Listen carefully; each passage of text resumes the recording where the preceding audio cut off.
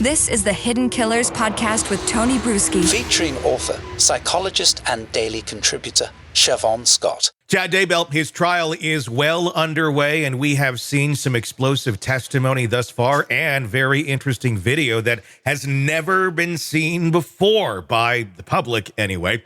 Going back to when the police were raiding his home and finding the bodies of JJ and Tylee in the backyard, and he's in his car. And he's sitting there talking to his daughter, maybe not his car, a patrol car, and telling his daughter, who is crying and upset, wondering what is going on, "I'm not coming back." Those are the words that he said. Joining me to discuss, Shavaun Scott, psychotherapist and author. I mean, that really shows a lot of consciousness of guilt right there. And I think it almost starts to answer our question that we've wondered for quite some time.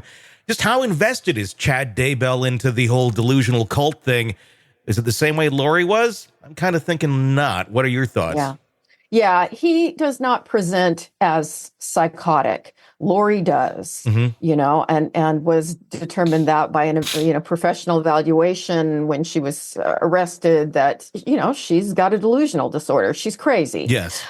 Chad presents as more strategic and manipulative, and clearly he is grounded in reality. He knew that, okay, the jig is up here. I'm not coming back. So I agree with you. It looks pretty damning. That's an interesting thing, because then you start to wonder about the dynamic of the relationship. If, Lori is, crazy, which she, has, I mean, that's the flippant term for it, but obviously has a delusional disorder.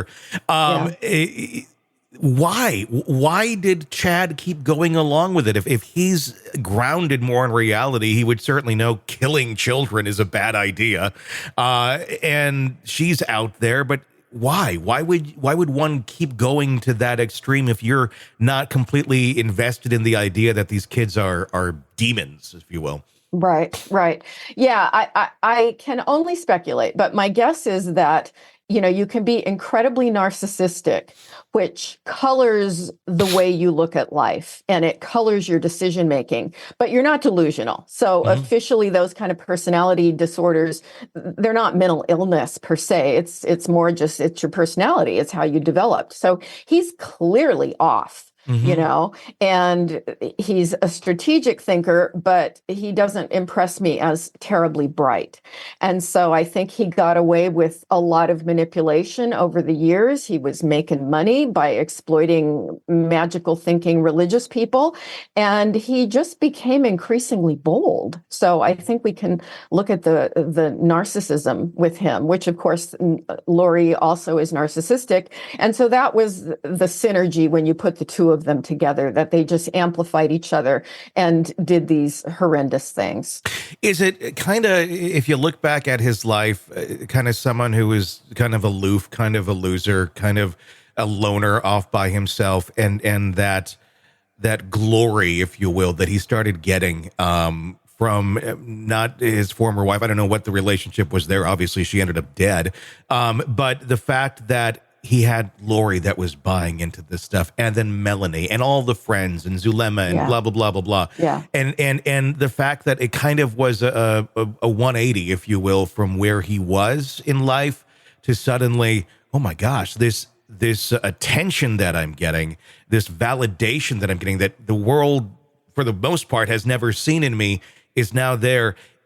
Was that, if you were to look at it, obviously we're just speculating, being the very strong factor that would enable someone to go down such a dark path and justify it in their mind because it feels so good, and is willing to basically do anything to keep that going. Yeah.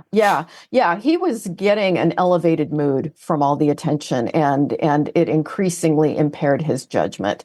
And I think you nailed it. The more attention he got, the more he was looked at as this quasi-prophet character with this special pipeline to, God and the angels.